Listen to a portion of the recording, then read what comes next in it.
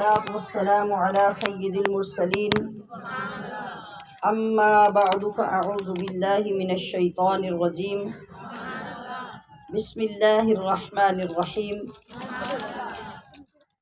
شهر رمضان الذي أنزل فيه القرآن صدق الله مولانا العظيم وبلغنا رسوله النبي الكريم الأمين رب اشرح لي صدري ويسر لي أمري واحلل عقدة من لساني يفقه قولي سبحانك لا علم لنا إلا ما علمتنا إنك أنت العليم الحكيم إن الله وملائكته يصلون على النبي يا أيها الذين آمنوا صلوا عليه وسلموا تسلیما۔ ماشاءاللہ، اللہ کے فضل سے ہر دن کی طرح آج کی بھی جو توفیق مل گئی تو یہ ہماری کامیابی کا، اللہ کی رحمت کا ایک اور حصہ ہے جو ہمارے نصیب میں آیا۔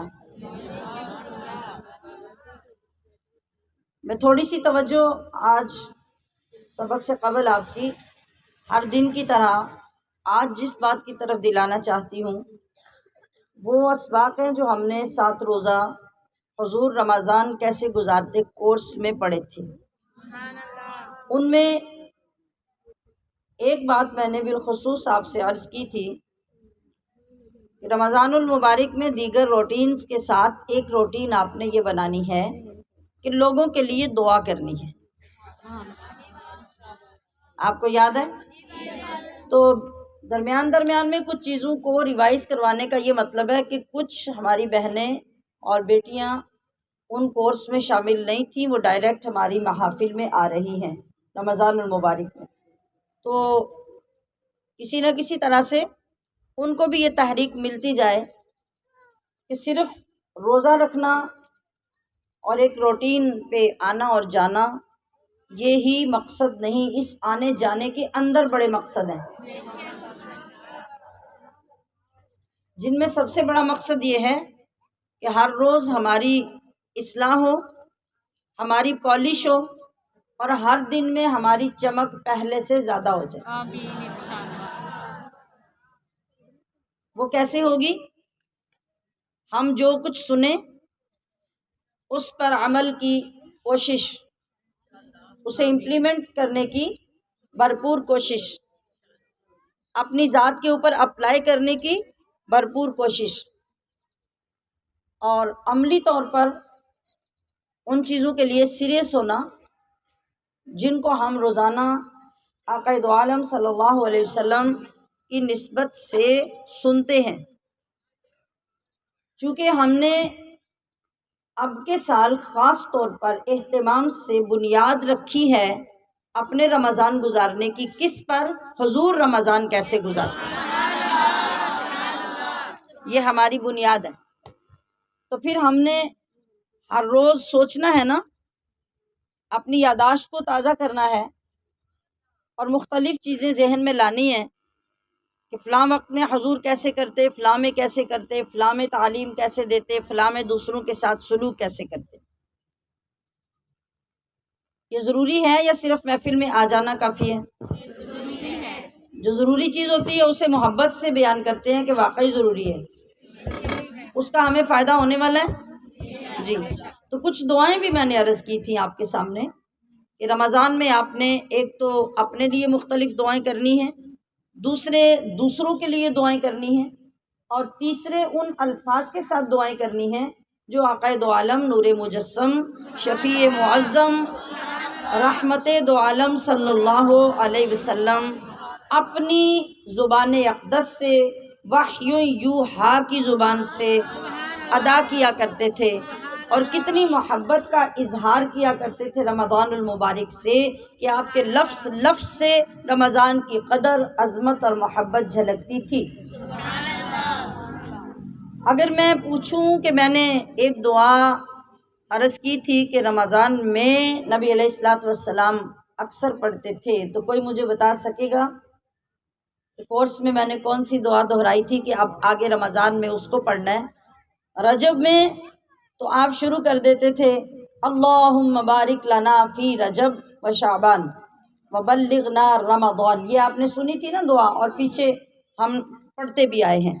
رمضان تو آ گیا، اب رمضان میں بھی آپ علیہ الصلاۃ والسلام ایک دعا پڑھا کرتے تھے، اور اس کی توضیح کرتے ہوئے میں نے عرض کیا تھا کہ اس میں مقصد آپ کا کیا ہوتا، بے انتہا رغبت رمضان کی ہر گھڑی کی قدر و قیمت، اور اس کی چاہت میں آپ علیہ الصلاۃ والسلام یہ دعا فرماتے تھے۔ کیا آپ میں سے کوئی مجھے بتائے گا؟ میں سمجھتی ہوں عربی جی، مکمل نہیں آتی۔ اللہم سلم لی رمضان۔ ویری گڈ، ماشاء اللہ، جتنا آپ نے یاد رکھا اس کا مفہوم بہترین یاد رکھا، جزاک اللہ، اللہ آپ کے درجات بلند فرمائے۔ مجھے معلوم ہے کہ آپ کو عربی سے اتنا انس نہیں ہے، عربی یاد رکھنا بھی اتنا آسان نہیں ہے، تو میرا سوال کرنے کا یہ مطلب نہیں ہوتا کہ آپ یا پریشان ہو جائیں یا شرمندگی ہو، نہیں، میرا مقصد ہوتا ہے توجہ دلانا، ایک چیز جو ہمارے ذہن سے نکلی ہوئی ہے آپ کی توجہ واپس اس طرف آ جائے، اور اگر کچھ دنوں میں آپ اسے فالو نہیں کر سکے تو اب کرنا شروع کر دیں۔ جس کے لیے محبت کم ہو گئی تھی اس کے لیے محبت دوبارہ پیدا کر دیں، اور دوسرے یہ کہ آپ کو یہ تحریک مل جائے کہ جو چیز ہم حضور نبی اکرم صلی اللہ علیہ وسلم کی نسبت کے ساتھ یاد کرتے ہیں، اس کے ساتھ ہمیں محبت اور پیار کتنا ہونا چاہیے، جو سنتے ہیں اس کو یاد کرنے کی کوشش کتنی ہونی چاہیے۔ اور میں نے طریقے بھی عرض کر دیے تھے، آپ جب کسی چیز کو یاد کرنا چاہتے ہیں تو ایک ایک لفظ بولنا شروع کر دیا کریں، چلتے پھرتے کہیں لکھ کے رکھ لیں، کسی جگہ پہ لکھا ہوا دیوار پہ ساتھ لگا دیں، گھر میں زیادہ ٹائم اگر کچن میں گزرتا ہے تو کچن میں لگا دیں، اور پھر خوبصورت طریقہ میں نے آپ کو مسجد بیت کا بتایا تھا کہ مسجد بیت میں ایسی چیزیں، وہ جو مصلی کی جگہ آپ نے تیار کی وہاں پہ لگائیں، جب آپ قرآن کی تلاوت کے لیے جائیں، عبادت کے لیے جائیں تو آپ اس جگہ پہ بیٹھ کے اس کو دیکھیں، لکھا ہوا رکھا ہے تب بھی، دیوار پہ لگا ہے تب بھی، تو آپ اسے یاد کریں۔ آسان طریقہ ہے، آپ کو بار بار کتاب نہیں ڈھونڈنی پڑے گی، ریکارڈنگ میں سے نہیں ڈھونڈنا پڑے گا، کسی سے لکھوائیں، لکھوا کے سامنے لگا دیں، اور بہترین طریقے سے آپ ایزیلی یاد کریں۔ ایک وہ لفظ جو ہم پڑھیں، ایک وہ لفظ جو مصطفیٰ کریم پڑھیں، ایک دعا جو ہم کریں، ایک دعا جو رب کے محبوب کریں، آپ کوئی فرق محسوس کرتے ہیں؟ کرتے ہیں؟ پھر اتنی طلب ہونی چاہیے نا ہمارے اندر کہ ہم ان الفاظ کے ساتھ دعائیں اپنی پیش کریں جو ہمارے محبوب نے الفاظ ادا کیے اور ہمیں سکھائے۔ تو آپ سب میں سے ماشاءاللہ آسمہ فاروق صاحبہ نے جو 2 لفظ انہیں یاد رہے تھے، وہ بہت لمبی دعا تو ہے ہی نہیں، وہ انہوں نے یاد رکھی اور انہوں نے بتایا کہ آپ علیہ الصلوۃ والسلام کی محبوب دعا رمضان میں کیا تھی۔ ایک تو وہ دعائیں ہیں جو آپ ہر عشرے کے ساتھ پڑھتے ہیں، جیسے آج کل دعا کیا ہے، یا حیو یا قیوم برحمتک استغیث۔ یہاں مجھے یہ بھی بات یاد آ گئی کہ جب آپ سارے لوگ گاڑیوں میں سفر کر کے آتے ہیں تو آپ ہر منظر کو، ہر سین کو اپنا گواہ بنایا کریں، جہاں جہاں سے آپ کی گاڑی گزرے، گاڑی کے اندر سے آواز آ رہی ہو یا حیو یا قیوم برحمتک استغیث، آپ کے اندر یہ رغبت ہونی چاہیے۔ یہ ترتیب بنائیے، جو ناظمات ہیں وہ اپنی یہ ذمہ داری سمجھیں کہ محبت سے اپنے ساتھ لوگوں کو لگائیں، گاڑی میں بیٹھ کر کوئی بھی بات کرنے کی بجائے، کسی پہ بھی تبصرہ کرنے کی بجائے اپنی زبان، اپنے نامہ اعمال کو محفوظ کیجیے، اور گاڑی میں بیٹھے ہوئے پورے سفر میں ہر اس عشرے کی دعا پڑھیے، کچھ ٹائم وہ پڑھیے اور کچھ ٹائم میں دوبارہ سے آپ کو یاد دلانے لگی ہوں جو ہمارے آقا دو عالم علیہ السلام کی محبوب دعا تھی، آپ اس کی بھی عادت بنائیے، اور وہ بھی ایک ترتیب کر لیجئے، آتے ہوئے ایک دعا پڑھ لیجئے، جاتے ہوئے ایک دعا پڑھ لیجئے، کتنا فائدہ ہو جائے گا، کتنا نیکیوں میں اضافہ ہو جائے گا، اور پھر آپ کی گاڑی کے آگے بھی فرشتے ہوں گے، پیچھے بھی فرشتے ہوں گے، کتنا شاندار منظر ہوگا۔ تو خوبصورت مناظر کریٹ کیجیے. اور وہ دعا جو آپ علیہ الصلوۃ والسلام رمضان المبارک میں اکثر فرمایا کرتے وہ کیا تھی؟ اللہم سلمنا لرمضان وسلم رمضان لنا. میں ابھی دوبارہ سے آپ کو کہلواتی ہوں، پہلے آپ سن لیجئے تاکہ جو لوگ یا موجود نہیں ہیں جب ریکارڈنگ میں سنیں تو وہ بھی یاد کرنا آسان سمجھے. اللہم سلمنا لرمضان وسلم رمضان لنا وتسلمہ منا متقبلا. یہ الفاظ تھے نبی علیہ الصلوۃ والسلام کے کہ یا اللہ ہمیں رمضان کے لیے سلامت رکھ. یہ اتنے جامع الفاظ ہیں کہ اس کا یہ مطلب ہے کہ یا اللہ ہماری کوئی بیماری نہ ہو، ہماری ایسی کوئی پریشانی نہ ہو، ہمیں کوئی ایسا غم نہ آئے جس کی وجہ سے رمضان کی کوئی عبادت بھی متاثر ہو جائے. اور وسلم رمضان لنا، اور رمضان کو ہمارے لیے سلامتی والا فرما دے. وتسلمہ منا متقبلا، اور جو کچھ ہم اس میں تیری بارگاہ میں پیش کر رہے ہیں اس کو اپنی شان کے مطابق قبول ہونے والا بنا دے، اور جو کچھ ہم اس میں پیش کریں وہ سارا قبول ہوتا چلا جائے. یہ کون دعا کر رہا ہے؟ یہ نبیوں کے سردار، رب کے دلدار، امت کے غمخوار، امت کو سکھانے کے لیے یہ الفاظ پڑھتے ہیں، آتے جاتے بولتے ہیں تاکہ میری امت سیکھے اور ہم جیسے گناہ گاروں کو جو ہر لمحہ اس دعا کی ضرورت ہے وہ پڑھنا شروع کر دیں. تو پچھلے دنوں میں مجھے بھی اس کی طرف خیال نہیں آیا کہ آپ لوگوں سے پوچھوں کہ آپ پڑھتے ہیں، آپ نے یاد کی ہے کہ نہیں. تو چلیے ابھی بہت دن نہیں گزرے، اب آج سے اس کو یاد کیجیے. جب ایک ناظمہ یاد کر لیں گی تو گاڑی میں اسی طرح سے 10-11 مرتبہ سب کو کہلوائیں، سب کو آ جائے گی، سارے پڑھنا شروع کر دیں گے. اب میرے ساتھ پڑھیے، اللہم سلم اللہم سلم. جیسے میں بول رہی ہوں نا کوشش کیجیے ویسے بولیے، اللہم نہیں بولیے، اللہم سلم لنا اللہم سلم لنا.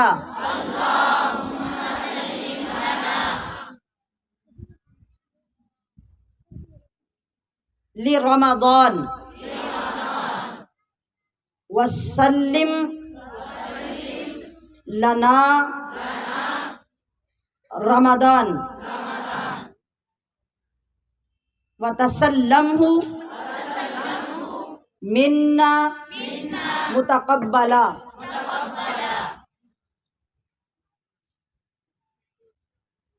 اب اس کو ریکارڈنگ سے بھی آپ لے سکتے ہیں، اور میں نے ابھی جو کہلوایا جن لوگوں نے لکھ لیا وہ بھی اس کو یاد کر سکتے ہیں.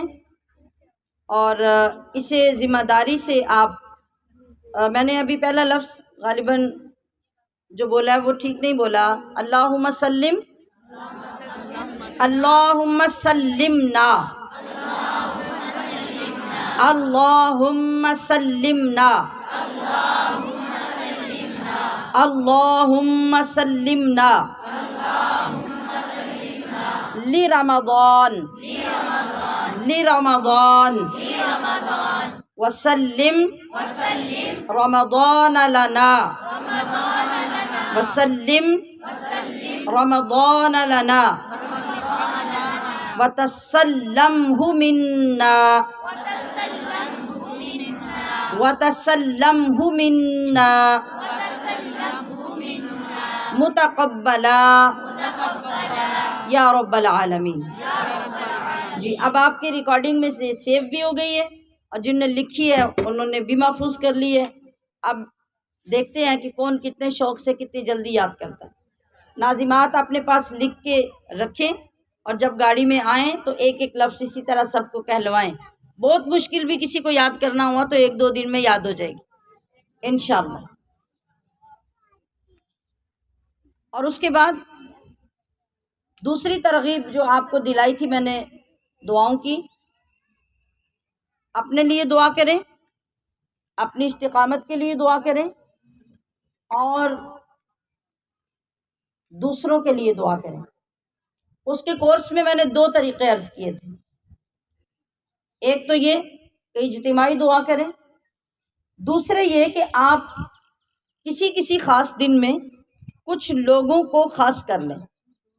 آج میں نے اس خاندان کے لیے دعا کرنی ہے، آج اس کے لیے کرنی ہے، آج اپنے فلاں عزیز کے لیے کرنی ہے، اور سارا دن پھر دعا کریں۔ یہ آپ کی وفا کا تقاضا ہوگا، اور جب آپ جتنی محبت سے دعا کریں گے اور جتنی زیادہ کریں گے، اللہ اتنی ہی آپ کی دعا قبول فرمائے گا، اور یہ کتنی بڑی نیکی ہوگی آپ اس کا اندازہ نہیں کر سکتے۔ اور اس کے بعد اسی دعا میں جو آپ کی دعا شامل ہوگی اپنی اصلاح کی۔ کس کی؟ اپنی اصلاح کی دعا۔ ہر وقت اللہ سے دعا کریں کہ یا اللہ یہ تیرا کرم ہے کہ میں تو کبھی بھول کے نماز پڑھتی تھی، اور تیرے کرم سے میں 5 وقت نماز پڑھنے لگ گئی۔ روزہ رکھتے ہیں تو اللہ کا شکر ادا کر کے دعا کریں کہ یا اللہ میں تو سوچ بھی نہیں سکتی تھی کہ میں روزہ رکھوں گی، لیکن تیرے کرم سے میں روزہ رکھ رہی ہوں۔ اسی طریقے سے آپ اگر تسبیحات پڑھ رہے ہیں، نماز کے بعد تلاوت کر رہے ہیں، تو اللہ کا شکر بھی ادا کریں اور اس کو قائم رکھنے کی دعا کریں۔ یہ دعا اتنی مؤثر ہوگی کہ علماء کرام نے فرمایا ہے کہ جو آپ کا رمضان ہے وہی آپ کا سال ہے۔ جو رمضان ہے وہی آپ کا سال ہے۔ جیسا آپ نے رمضان گزارا ویسا ہی آپ کا سال گزرے گا۔ تو پھر آپ سوچ لیجئے کہ آپ سال کیسا گزارنا چاہتے ہیں؟ کیا خواری میں، ناراضگی میں، خراب اعمال میں، بری عادات میں؟ نہیں نا، کوئی بھی نہیں یہ چاہتا۔ تو اس کو قائم رکھنے کا طریقہ ہمیں اولیاء کرام اور علماء اعظام نے سکھایا۔ وہ کیا ہے؟ نبی علیہ الصلوۃ والسلام کی حدیث پاک کا مفہوم ہے کہ 5 نمازیں، ایک نماز سے دوسری نماز تک ہر نماز، ایک جمعہ دوسرے جمعے تک، اور ایک رمضان دوسرے رمضان تک ہمارے گناہوں کا کفارہ بن جاتے ہیں جب ہم کبیرہ گناہوں کو چھوڑ دیتے ہیں۔ اگر ہم بڑے گناہوں کو چھوڑ دیں تو جو چھوٹے گناہ ہوتے ہیں ان سے 5 نمازیں ہمارے لیے گناہوں کا کفارہ، ایک جمعے سے دوسرے جمعے تک گناہوں کا کفارہ، ایک رمضان سے دوسرے رمضان تک گناہوں کا کفارہ۔ کس طرح؟ آپ نے فجر کی نماز پڑھی تو فجر کی نماز پڑھ کے آپ نے آگے ظہر کی نماز کے وقت کا خیال رکھنا شروع کر دیا کہ میں ظہر سے پہلے یہ کر لوں، ظہر سے پہلے وہ کر لوں، ظہر سے پہلے تیاری کر لوں۔ پورا خیال رہا اور ظہر کی نماز کا وقت آیا، آپ نے وضو کیا، اللہ کے دربار میں حاضر ہوئے، اس کا شکر ادا کیا اور نماز ادا کی۔ اب یہ جو ظہر کی نماز ہے، توجہ ہے، یہ جو ظہر کی نماز ہے، فجر اور ظہر کے درمیان جو وقت گزرا تھا نا، اس میں اگر آپ سے کوئی گناہ ہوا، کوئی غلطی ہوئی، کوئی کوتاہی ہوئی، مگر آپ نے اب ظہر کی نماز پڑھ لی، تو بیچ والے جتنے وقت میں گناہ ہوئے تھے ظہر کی برکت سے اللہ نے سارے معاف کر دیے۔ تو جو ایک نماز سے دوسری کے درمیان وقت تھا، اس سارے گناہوں کا کفارہ اگلی نماز بن گئی۔ اب ظہر سے لے کے عصر تک جو بیچ کا وقت تھا آپ کا وہ گزرا اور کوئی گناہ ہوا، مگر عصر کا وقت آیا، آپ نے وضو کیا، اللہ کا شکر ادا کیا اور نماز ادا کی، تو ظہر اور عصر کے درمیان اگر کوئی آپ سے گناہ ہوا تھا تو عصر نے آ کے وہ گناہ معاف کروا دیا، عصر ان کا کفارہ بن گئی۔ پھر آپ نے عصر پڑھ کے مغرب کا انتظار کیا اور مغرب پڑھی، پھر عصر اور مغرب کے درمیان اگر آپ سے کوئی گناہ ہوا تھا تو مغرب کی نماز اس کا کفارہ بن گئی۔ ایسے ہی عشاء کے ساتھ ہوگا، تو 5 نمازیں ان کے درمیان کے وقت کا کفارہ بن جاتی ہیں اور اللہ ساتھ ساتھ گناہ معاف کرتا جاتا ہے۔ آگے جمعہ آیا. آج جمعے کے دن کیا ہوتا ہے؟ جس بندے نے جمعہ عبادت میں گزارا، جمعہ کے دن اپنے محبوب پہ کثرت سے درود پڑھا، قرآن کی تلاوت کی، اپنے رب کو پکارا، اس کی عبادت کی، اور یہ اس طریقے سے جمعہ گزار کر اگلے جمعے تک بیچ میں جو دن گزرے اس میں اگر اس سے کوئی گناہ ہوا اور جمعہ پھر آ گیا، اس نے اگلا جمعہ پھر اسی طرح عبادت میں گزارا، تو بیچ میں جو 6 دن گزرے تھے اللہ ان 6 دن کے گناہوں کو معاف کر دیا. کتنا بڑا کرم ہے. اب آ گئی رمضان کی باری. اب فرمایا کہ ایک رمضان کا مہینہ اگر انسان بہترین طریقے سے اللہ کی عبادت و ریاضت میں اس کی شان و منزلت کی قدر کرتے ہوئے گزارتا ہے، اور پھر 11 مہینے بعد اگلا رمضان آتا ہے اور وہ اس لذت میں سے جو جس میں سے گزرا ہے اس کو محسوس کرتا رہتا ہے، اور اگلے سال پھر رمضان کے انتظار میں رہتا ہے، تو جب 11 ماہ کے بعد اگلا رمضان پھر آتا ہے تو بیچ والے 11 ماہ کے گناہ اللہ معاف کر دے. تو میں نے کیا عرض کی کہ علماء نے فرمایا کہ تمہارا رمضان ہی تمہارا سال ہے. جیسا رمضان گزارو گے سارا سال ویسے گزرے گا. اب اگر ہم رمضان المبارک میں اپنے سیکھے ہوئے سبق کے مطابق نیک بننا چاہتے ہیں، نیک بن نہیں سکتے، ہے کہ نہیں؟ یہ اندر کی بات ہے جو میں کر رہی ہوں. میرے سامنے جتنی نوجوان بچیاں بیٹھی ہیں نا، ان میں سے بہت سی بچیاں جو نیک متقی پرہیزگار ہونا چاہتی ہیں. اگر میں نے ٹھیک کہا ہے تو تائید کر دیں. چاہتی ہیں مگر بن نہیں سکتی.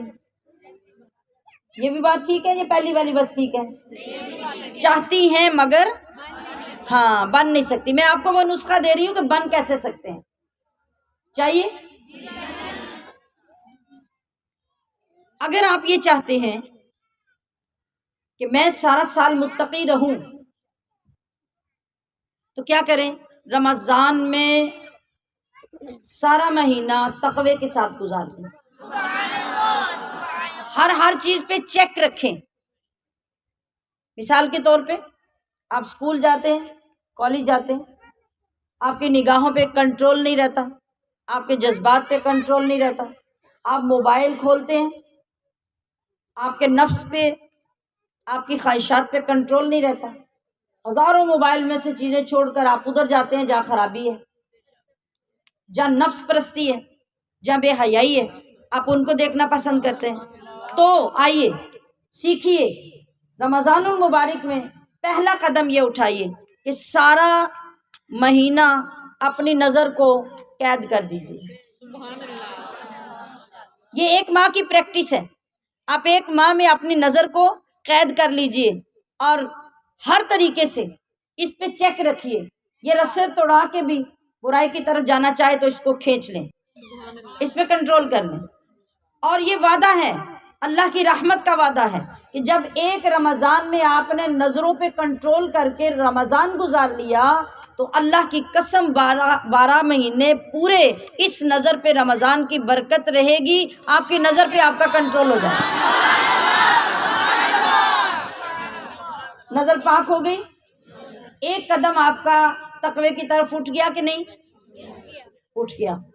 اسی طریقے سے اپنے لباس کی طرف، اسی طریقے سے کانوں سے سننے والی باتوں کی طرف آپ رمضان میں چیک رکھ لیں، کنٹرول کر لیں.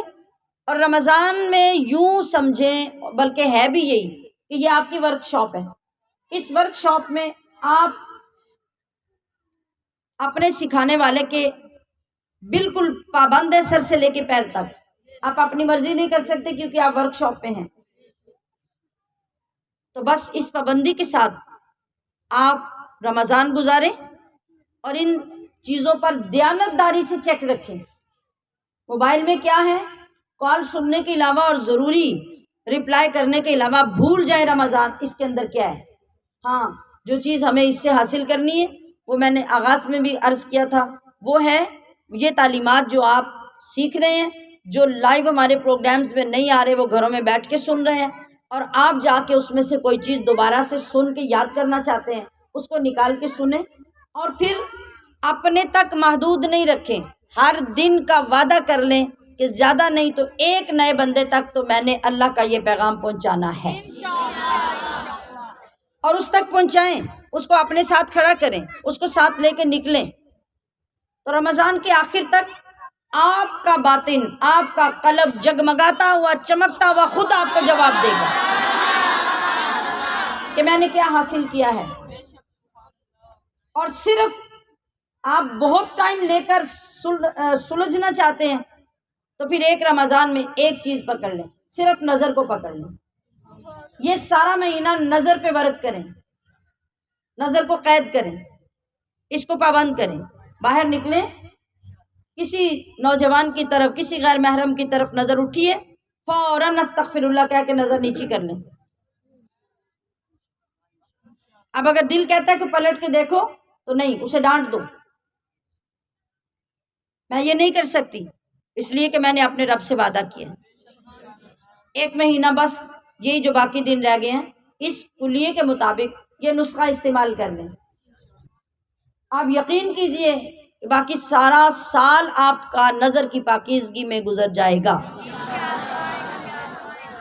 اور وہ خواتین جو یہ کہتی ہیں کہ ہمارا دل کرتا ہے ہم تہجد پڑھیں لیکن اٹھا نہیں جاتا، تہجد نہیں پڑھنے ہوتی، بس وہ اس رمضان میں باقاعدگی سے تہجد پڑھ لیں۔ اس میں تو آپ کو اٹھنا ہے نا، آپ کی مجبوری ہے، تو کیا کریں؟ ٹائم کم بھی ہے تو صرف 2 نفل پڑھ لیں، زیادہ نہیں پڑھیں، 2 نفل پڑھ لیں، اور اللہ سے یہ توفیق مانگ لیں، عرض کر دیں کہ مولا میں نے اس ماہ میں جو میرے بس میں تھا کیا، مجھے شوق ہے کہ میں اس وقت بیٹھ کے تجھ سے باتیں کروں، میرا دل چاہتا ہے کہ میں اس وقت تجھے اپنے دکھڑے سناؤں، تو یا اللہ تو بھی مجھے پسند کر لے اور رمضان کا صدقہ مجھے ہمیشہ کے لیے تہجد گزار بنا دے۔ آپ اس طلب اور اس پابندی کے ساتھ اس ماہ مبارک میں جتنے بھی دن باقی رہ گئے ہیں بغیر ناغے کے تہجد پڑھ کے اور اس دعا کے ساتھ گزار لیں، آپ مستقل تہجد گزار بن جائیں گے۔ یہ 2 چیزیں جن کی دعا کے لیے آج میں نے کہا، ایک نظر کی پاکیزگی اور دوسرے تہجد گزاری کی طلب، ان پہ وعدہ کر کے آج سے چلنا شروع کر دیں۔ اور پھر تیسری بات بھی جو میں نے عرض کی کہ دعائیں مانگیں، دعا مانگنے میں بخل نہ کریں، وسعت پیدا کریں، کھلے دل سے دوسروں کو دعائیں دیں اور ان کے لیے دعائیں کریں۔ جب آپ اس میں کامیاب ہو جائیں گے تو دیکھیے ہر بندے کی زبان پہ آپ کے لیے دعا آ جائے گی، ہر بندہ آپ کے لیے دعا کرے گا، اور وہاں سے دعا کرے گا جہاں سے آپ کو خبر بھی نہیں ہوگی۔ تو پھر آج کی اس افتتاحی گفتگو میں آپ کے دل کی آواز کیا ہونی چاہیے؟ کرم مانگتی ہوں، عطا مانگتی ہوں، کرم مانگتی ہوں، عطا مانگتی ہوں، الہی میں تجھ سے دعا مانگتی ہوں، کرم مانگتی ہوں، عطا مانگتی ہوں، الہی میں تجھ سے دعا مانگتی ہوں، اور عطا کر دو شاہ کریمی کا صدقہ، عطا کر دو شان رحیمی کا صدقہ، نہ مانگوں گی تجھ سے تو مانگوں گی کس سے، نہ مانگوں گی تجھ سے تو مانگوں گی کس سے، تیری ہوں تجھی سے دعا مانگتی ہوں۔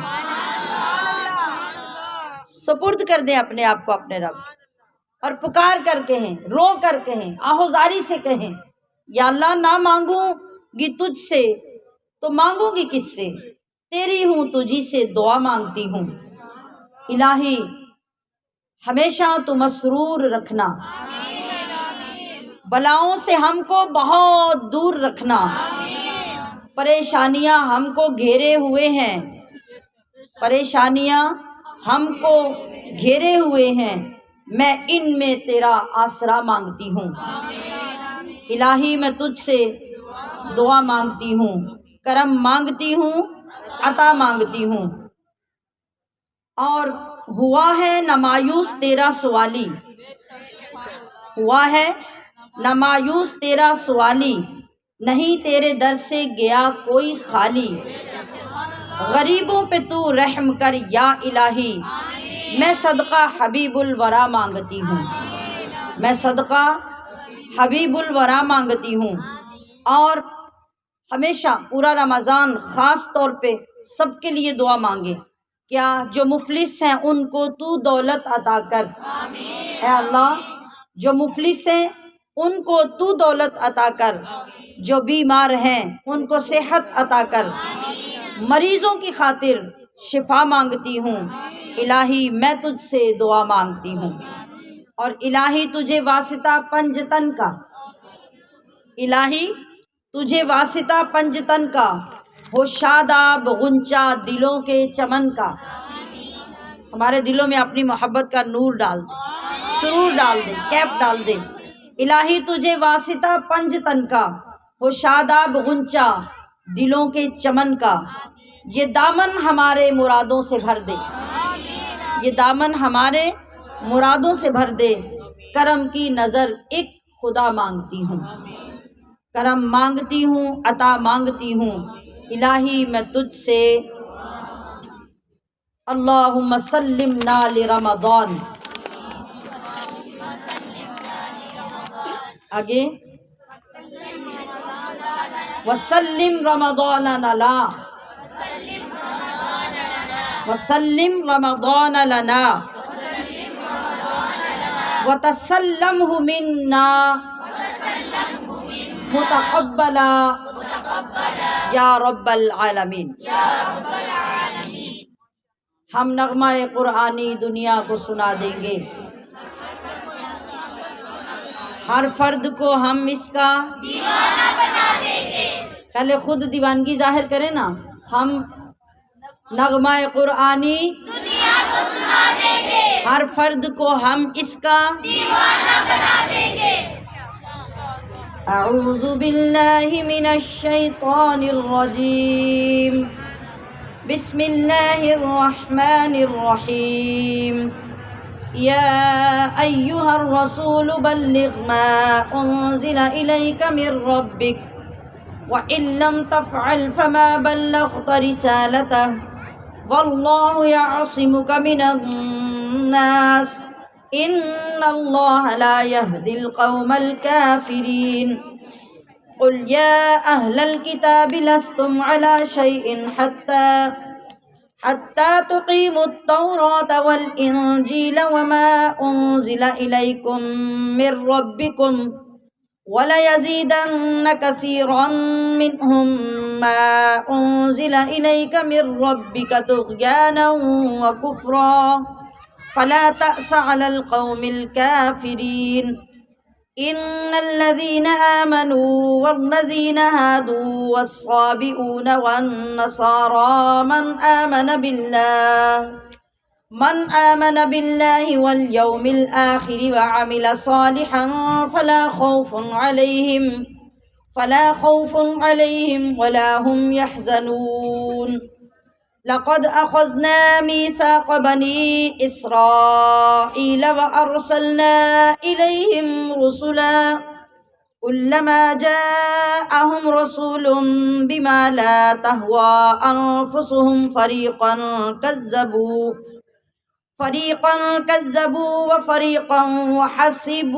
وفريقا يقتلون وحسبوا ألا تكون فتنة فعموا وصموا ثم تاب الله عليهم ثم عموا وصموا كثير منهم والله بصير بما يعملون لقد كفر الذين قالوا إن الله هو المسيح ابن مريم وقال المسيح يا بني إسرائيل اعبدوا الله ربي وربكم إنه من يشرك بالله فقد حرم الله عليه الجنة ومأواه النار وما للظالمين من أنصار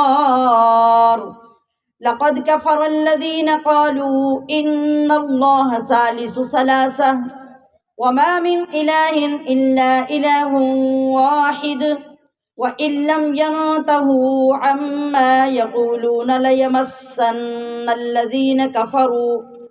الذين كفروا منهم عذاب أليم أفلا يتوبون إلى الله ويستغفرونه والله غفور رحيم ما المسيح ابن مريم إلا رسول قد خلت من قبله الرسل وأمه صديقة كانا يأكلان الطعام انظر كيف نبين لهم الآيات ثم انظر أنا يؤفكون قل أتعبدون من دون الله ما لا يملك لكم ضرا ولا نفعا والله هو السميع العليم قل يا أهل الكتاب لا تغلوا في دينكم غير الحق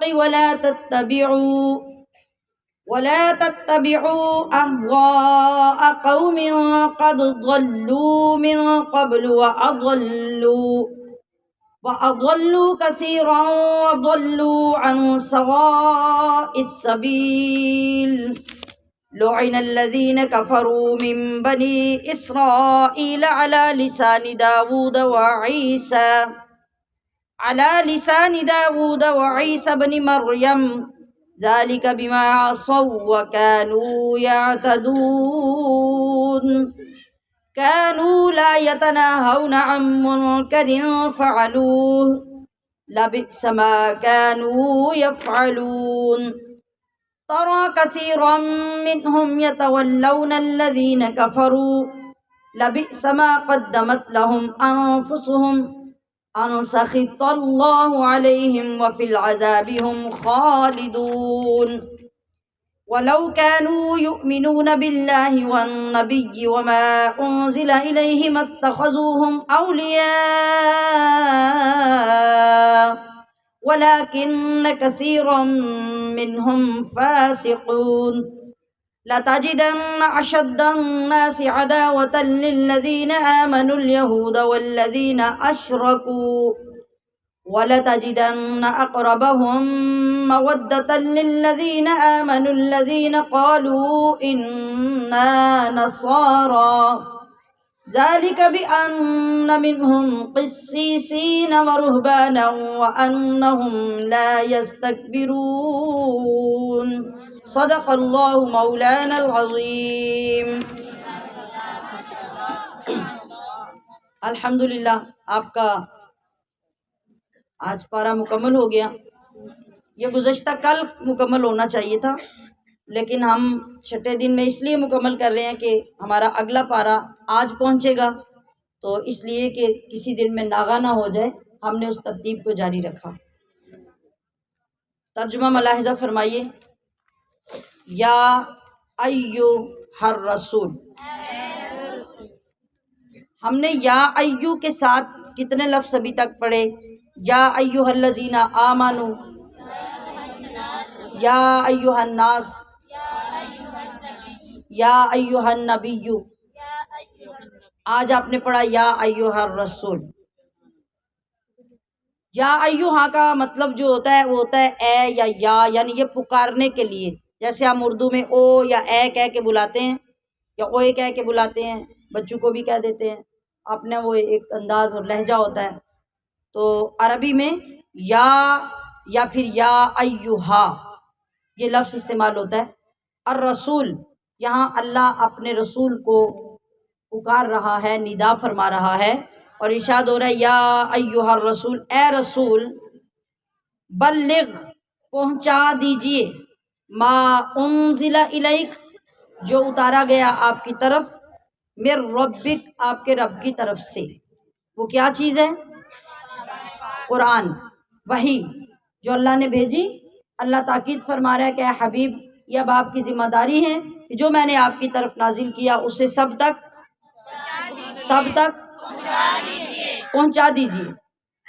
اور وَإِن لَّمْ تَفْعَلْ، اور اگر آپ نے ایسا نہیں کیا، فما بلغت تو نہ پہنچایا آپ نے، رسالتہ اللہ کا یعنی اس کا پیغام۔ رسالت کا معنی ہوتا ہے پیغام۔ کیا ہوتا ہے؟ پیغام۔ رسول کو بھی رسول رسالت سے ہی یہ لفظ بنا ہے اور اس کو رسول کہا جاتا ہے۔ کیوں؟ کہ رسول وہ ہوتا ہے جو اللہ کا پیغام دیتا ہے۔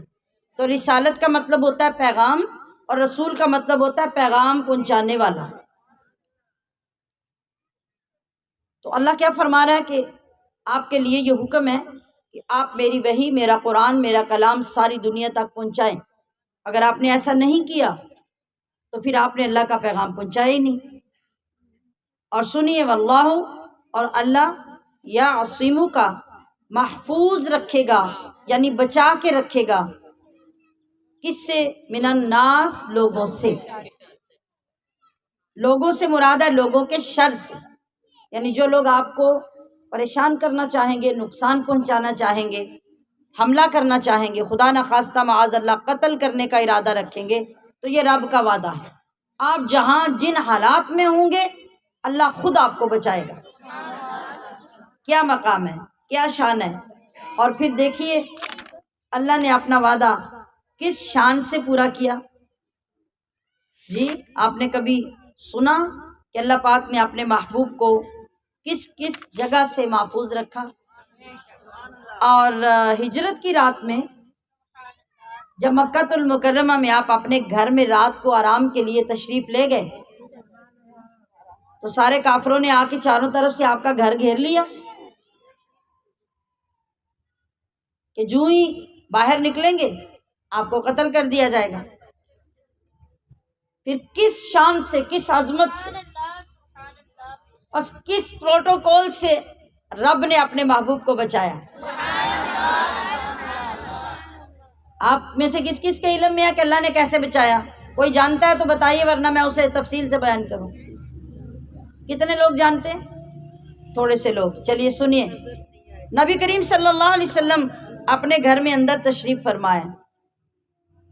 اب بتائیے کہ جب چاروں طرف سے دشمنوں نے گھر کو گھیر لیا ہو تو بندہ کدھر جائے گا؟ یا وہ باہر انتظار کریں گے یا وہ اندر داخل ہو جائیں گے۔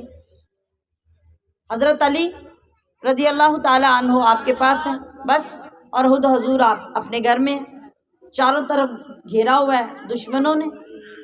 اللہ نے اپنا وعدہ کیسے پورا کیا؟ اللہ تبارک و تعالیٰ نے فرمایا، اے حبیب یہ تیرا کچھ بگاڑ نہیں سکتے، اس لیے کہ تجھے ابھی ساری دنیا میں دین پھیلانا ہے اور تیری حفاظت میرے ذمہ ہے۔ اللہ تبارک و تعالیٰ نے اپنے محبوب کو فرمایا یاسین شریف کی فلاں آیت پڑھتے ہوئے ایک مٹھی ریت پر اسے دم کیجئے اور یوں ریت ان کی طرف پھینک دیجئے، تو اللہ فرماتا ہے فَأَغْشَيْنَاهُمْ فَهُمْ لَا يُبْصِرُونَ،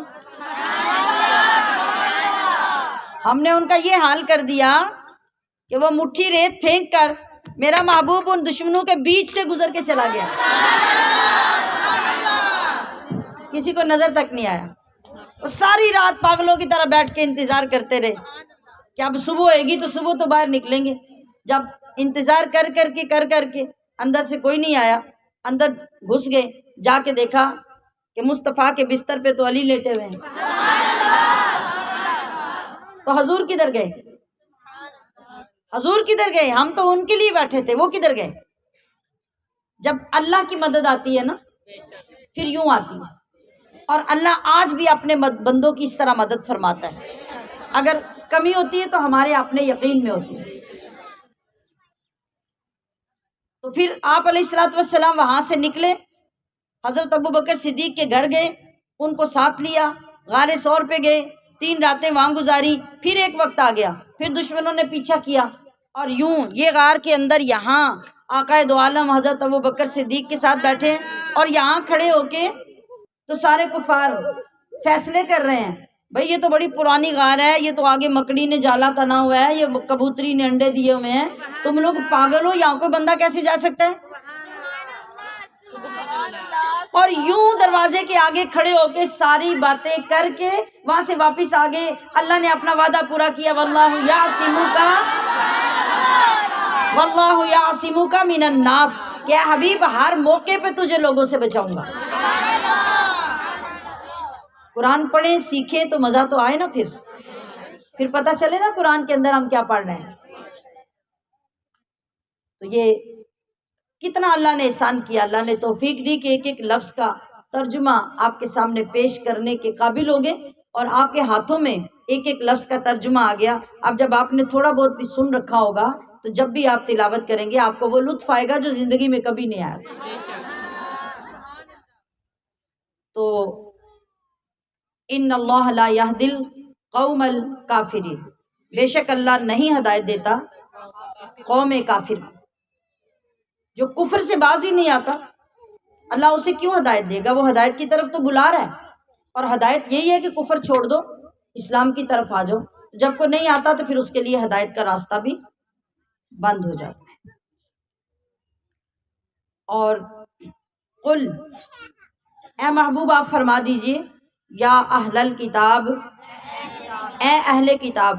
اہل کتاب سے مراد کون ہے؟ میں پچھلے دنوں سے بتاتی چلی آ رہی ہوں، یہود و نصارہ یعنی عیسائی اور یہودی۔ لستم، نہیں ہو تم، علی شیء، کسی چیز پر، یعنی یہ جو تم چل رہے ہو نا، یہ راہ تمہاری کوئی راہ نہیں ہے، یہ تمہاری کوئی منزل نہیں ہے، یہ تمہارا کوئی راستہ نہیں ہے۔ ہاں، تمہارا راستہ کب راستہ بن سکتا ہے؟ تمہاری منزل کب منزل بن سکتی ہے؟ حتی تقیموا التوراۃ، جب تک کہ تم توریت کو قائم نہ کرو۔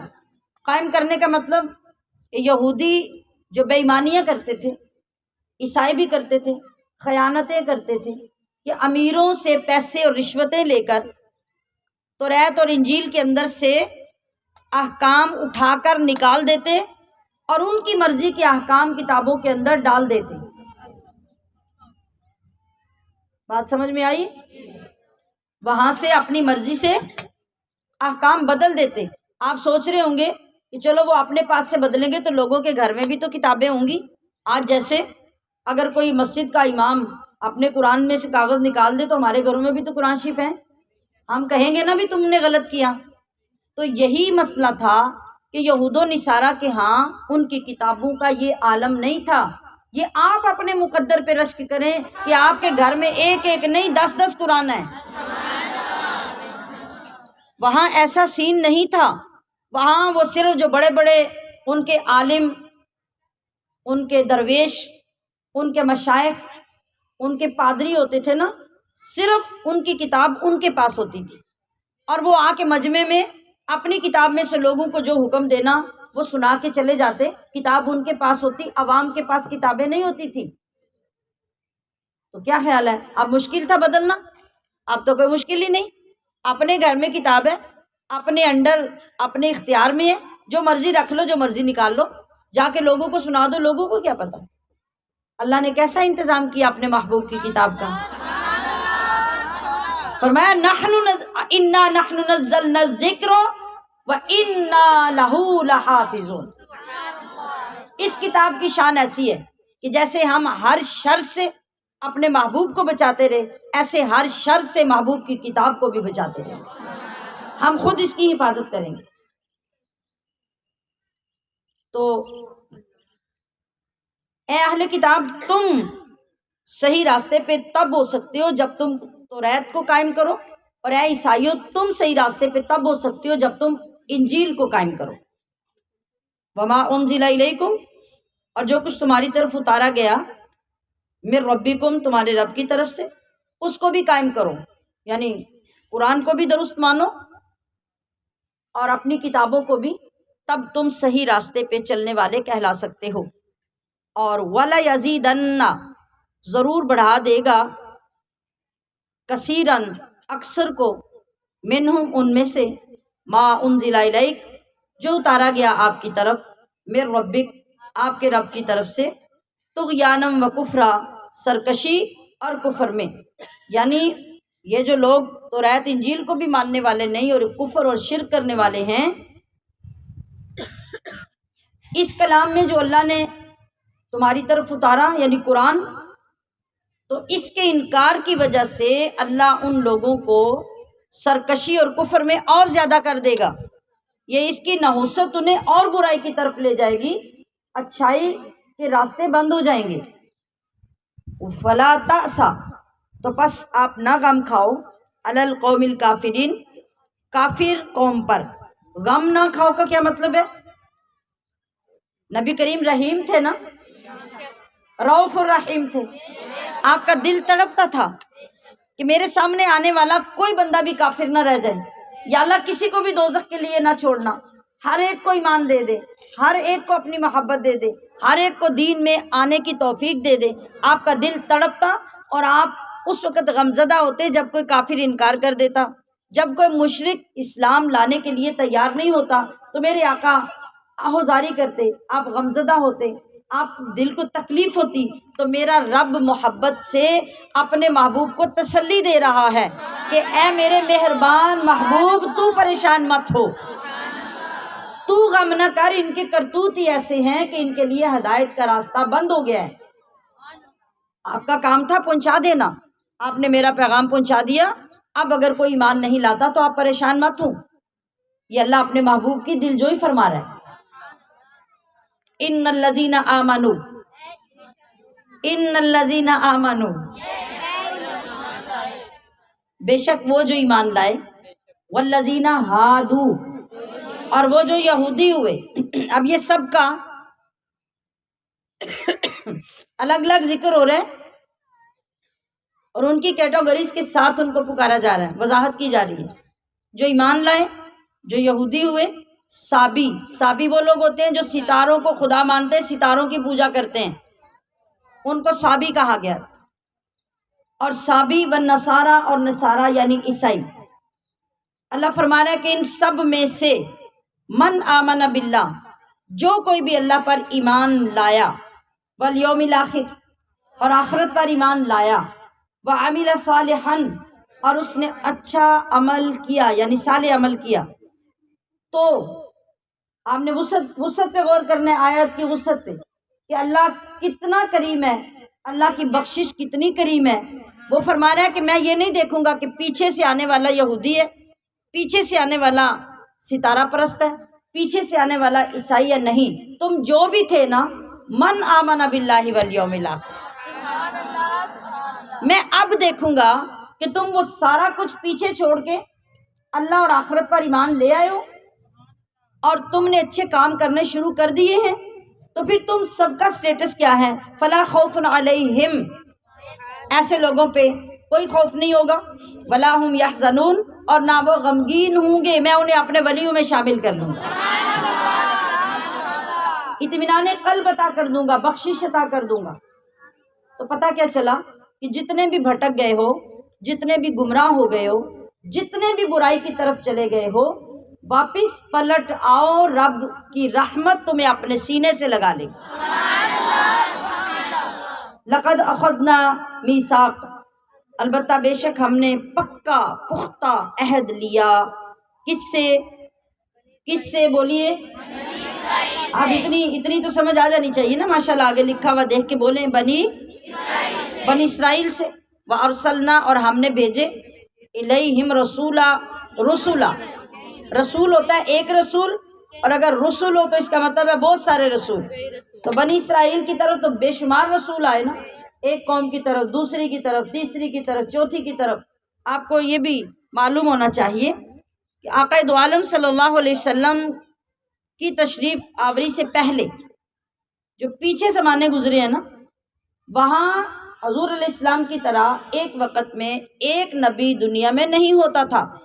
جس طرح ہمارے علاقوں کے ناظم مختلف ہوتے ہیں، ہمارے صوبوں کے وزیر مختلف ہوتے ہیں، اس طرح اس زمانے میں ہر علاقے کا نبی مختلف ہوتا تھا، ہر علاقے کا رسول مختلف ہوتا، ایک وقت میں کئی علاقوں میں رسول ہوتے تھے۔ اس لیے یہاں پہ کہا گیا کہ بنی اسرائیل کی طرف کئی رسول بھیجے۔ ہوا کیا؟ کلما، جب کبھی، جاءہم، ان کے پاس آیا، رسول، کوئی بھی رسول، بما، وہ بات لے کر، لا، جو نہ، تہوا، پسند تھی، انفسہم، ان کے نفسوں یعنی ان کے دلوں کو. اور اکثر باغی لوگ جو ہوتے ہیں انہیں دین کی باتیں تھوڑی پسند آتی ہیں، اللہ کی باتیں تو انہیں پسند نہیں آتی، دین کی باتیں انہیں پسند نہیں آتی، وہ تو آوارگی چاہتے ہیں، فحاشی بے حیائی چاہتے ہیں. تو اب یہ لوگ جب دیکھتے کہ اللہ کا نبی تو کوئی دین کی باتیں لے کے آ گیا، تو کیا ہوا؟ فریقاً، تو ایک فریق کو، نبیوں کے رسولوں کے ایک فریق کو، کذبوا، وہ لوگ جھٹلانے لگے، و فریقاً، اور رسولوں کے ایک فریق کو تقتلون، وہ قتل کرتے رہے. وہ ایسی، توجہ میری جانب، وہاں کیا ہے؟ قرآن ادھر میرے پاس ہے، نبی کی بات میں سنا رہی ہوں. اور ایک فریق کو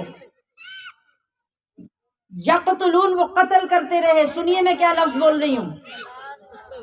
آج ایک گلی محلے میں عام سے بندہ جو چلنے پھرنے والا ہے، اس کو کوئی اٹھ کے قتل کر دے تو دنیا چیخ اٹھتی ہے کہ اندھیر ہو گیا، اندھیر، ظلمت کی انتہا ہو گئی ہے. اور اگر کسی عالم دین کو کوئی قتل کر دے، کسی اپنے علاقے کے وزیر یا ناظم کو کوئی قتل کر دے، تو وہ ظلم کتنے درجے بڑھ جاتا ہے. تو ذرا سوچو کہ امت اٹھ کے اپنے نبی کو قتل کر دے. تو وہ بدبخت لوگ تھے کہ انہوں نے اپنے نبیوں کو قتل کیا.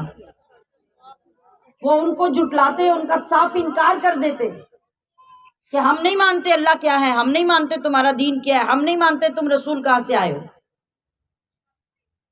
اور پھر بغاوت اور ہٹ درمی کی انتہا یہاں تک ہوتی کہ اٹھ کر اپنے نبی کو قتل کر دیتے. اور اللہ فرما رہا ہے کہ وہ حاسبو، وہ یہ سارا کچھ کرتے ہوئے یہ سمجھ بیٹھے اللہ تکونا، کہ نہ ہوگا فتنۃ، انہیں کوئی عذاب. وہ اس وجہ سے کہ ہم آزاد ہیں، ہمیں کوئی پوچھنے والا نہیں ہے. انہوں نے یہاں تک ظلم کیا کہ نبیوں کو جھٹلانے تک بات نہیں چھوڑی، بلکہ اٹھ کے انہیں قتل کر دیا. پھر کیا ہوا؟ فعموا وصموا، تو وہ اندھے اور بہرے ہو گئے. ثم تاب اللہ علیہم، پھر اللہ نے اپنی رحمت سے ان پر رجوع کیا، یعنی توبہ ڈالی ان کے اوپر. ثم عموا وصموا، کچھ ٹائم گزرا وہ پھر اندھے ہو گئے، پھر بہرے ہو گئے. کثیر منہم، ان میں سے بہت سارے. واللہ بصیر بما یعملون، اور اللہ خوب دیکھنے والا ہے ان کے اعمال، ان کے اعمال کو. تو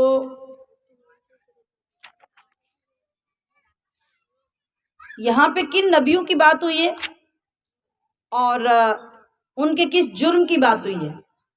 یہ اس قدر سنگین جرموں کے مرتکب تھے. یعنی کون کون؟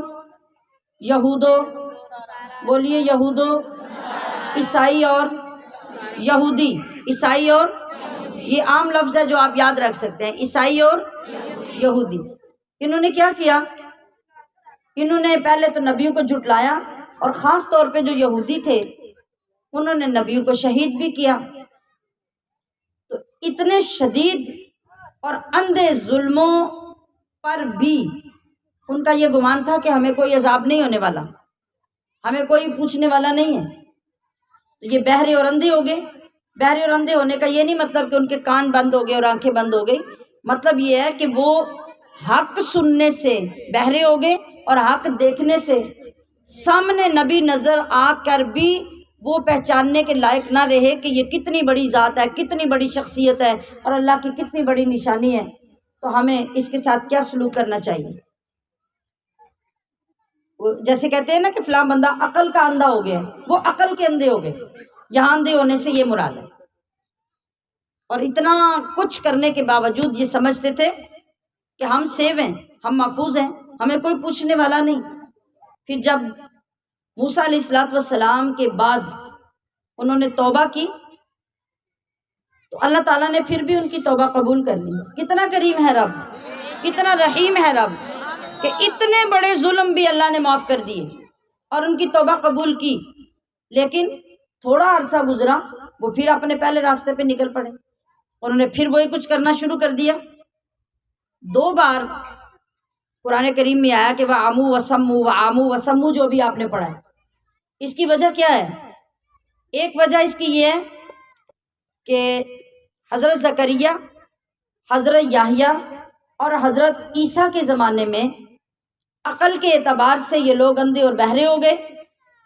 پھر اس کے بعد انہوں نے کچھ نے توبہ کر لی، اور توبہ کی وجہ سے اللہ نے انہیں نبیوں پہ ایمان لانے کی توفیق عطا کر دی۔ پھر وہی لوگ جنہوں نے اس وقت توبہ کی تھی اور اللہ نے قبول کی، اب جب حضور نبی کریم صلی اللہ علیہ وسلم تشریف لائے، اب آ کے انہوں نے، جنہوں نے تب توبہ کی تھی، اب آ کے حضور کا انکار کر دیا، آپ کی رسالت کا انکار کیا، تو اب کیا ہوا؟ اب وہ پہلے سے بھی عقل کے زیادہ اندھے ہو گئے، اب وہ زیادہ اندھے اور بہرے ہو گئے۔ اور اسی طرح سے 2 مرتبہ اندھے اور بہرے کہنے کی دوسری وجہ مفسرین نے یہ لکھی ہے کہ ایک مرتبہ تب یہ عقل کے اندھے ہوئے جب انہوں نے بچڑا بنا کے موسیٰ علیہ السلام کے بعد اس کی پوجا کرنی شروع کر دی، پھر توبہ کی، اللہ نے توبہ قبول کر لی۔ اب دوسری مرتبہ پھر کب عقل کے اندھے ہوئے؟ جب انہوں نے حضرت موسیٰ علیہ السلام سے کہا کہ ہم آپ کو نبی نہیں مانتے جب تک کہ ہمیں ظاہر ظہور اللہ لا کے نہ دکھاؤ، جب تک ہم اللہ کو اپنی آنکھوں سے نہ دیکھیں اس وقت تک ہم نہیں مانیں گے۔ تو یہ دوسری وہ ہٹ دھرمی اور دوسرا ظلم تھا، دوسری نافرمانی تھی، لہذا 2 مرتبہ اللہ پاک نے اس کا ذکر فرمایا۔ لقد کفر الذین، بے شک کافر ہو گئے، قالو، جنہوں نے کہا، ان اللہ، بے شک اللہ، هو المسیح ابن مریم، بے شک اللہ وہی مسیح بن مریم ہی تو ہے۔ یہ پیچھے بھی ہم پڑھ چکے ہیں نا، تو یہ اسی کا تسلسل ابھی آ رہا ہے، یعنی جن لوگوں نے تھے تو وہ عیسیٰ علیہ السلام کے پیروکار تھے، مگر جب انہوں نے عیسیٰ علیہ السلام کے متعلق غلط عقیدہ بنایا اور یہ کہنے لگے کہ عیسیٰ علیہ السلام اللہ کے بندے اور رسول نہیں بلکہ وہی مسیح بن مریم اللہ ہی ہے، یعنی انہی کو اللہ ماننا شروع کر دیا، تو وہ کافر ہو گئے۔ تو حضرت عیسیٰ نے کیا کہا؟ وقال المسیح، حالانکہ مسیح نے تو خود کہا تھا، یعنی اگر کوئی بندہ معاذ اللہ خود کوئی دعویٰ کرتا ہے نا تو پھر بھی لوگ سن کے اس کو کہنے لگ جائیں تو بھی سمجھ میں بات آتی ہے، لیکن خود عیسیٰ علیہ السلام کیا کہہ رہے ہیں؟ عیسیٰ علیہ السلام کہہ رہے ہیں یا بنی اسرائیل اعبد اللہ ربی، عبادت کرو اللہ کی جو میرا بھی رب ہے۔ عیسیٰ علیہ السلام تو تبلیغ ہی یہ کہہ کے کر رہے ہیں کہ وہ میرا بھی رب ہے، تو وہ رب خود کیسے ہو سکتے ہیں؟ اور پھر فرمایا وَرَبَّكُمْ، اور تمہارا بھی رب ہے۔ انہو، بے شک وہ، من یشرک باللہ، جو اللہ کے ساتھ شرک کرے، فقد، تو تحقیق، حرم اللہ، حرام کر دی اللہ نے، علیہ، اس پر، الجنتا، جنت۔ جنت کے قریب جانے کا بھی سوال پیدا نہیں ہوتا، جنت میں جانا تو بڑی دور کی بات ہے۔ جو اللہ کے ساتھ شرک کرے گا اللہ اس پر جنت حرام کر دے گا، تو جس پہ جنت حرام ہوگی وہ کہاں جائے گا؟ اونچی بول کے بتائیے۔ وَمَأْوَاهُ النَّارُ، اب اس کا ٹھکانہ آگ ہے۔ وَمَا لِلظَّالِمِينَ، اور نہیں ظالموں کا، من انصار، کوئی مددگار۔ جب اللہ ان کے اوپر آگ، دوزخ، جہنم واجب کر دے گا تو کوئی مائی کا لال کھڑا ہو کے اللہ سے ان کو بچا نہیں سکتا۔ لقد کفر الذین، البتہ بے شک کافر ہو گئے وہ لوگ، قالو، جنہوں نے کہا، ان اللہ، بے شک اللہ، ثالث ثلاثہ، 3 خداؤں میں تیسرا ہے۔ اس کا ذکر بھی تھوڑا سا پیچھے گزر گیا۔ 3 میں سے تیسرا، ایک اللہ، ایک عیسیٰ علیہ السلام اور ایک مریم۔ بعض نے جبریل کو کہا، بعض نے مریم کو کہا، ان کے بھی آگے فرقے بن گئے۔ وما من الہ، حالانکہ کوئی معبود نہیں، الا، مگر، الہ واحد، ایک اللہ، ایک اللہ کے سوا کوئی معبود نہیں۔ وَإِلَّمْ اور اگر نہ يَنْتَهُ وہ باز آئے اما یقولون اپنی اس باطل بات سے، لَيَمَسَّنَّ تو ضرور بالضرور پہنچے گا الذین کفروا کافروں کو، منہم ان میں سے، عذاب علیم کیا پہنچے گا؟ دردناک عذاب، جس کی شدت کو کوئی کم نہیں کر سکے گا، جس سے کوئی بچا نہیں سکے گا۔ تو اللہ پوچھ رہے افلا یتوبون،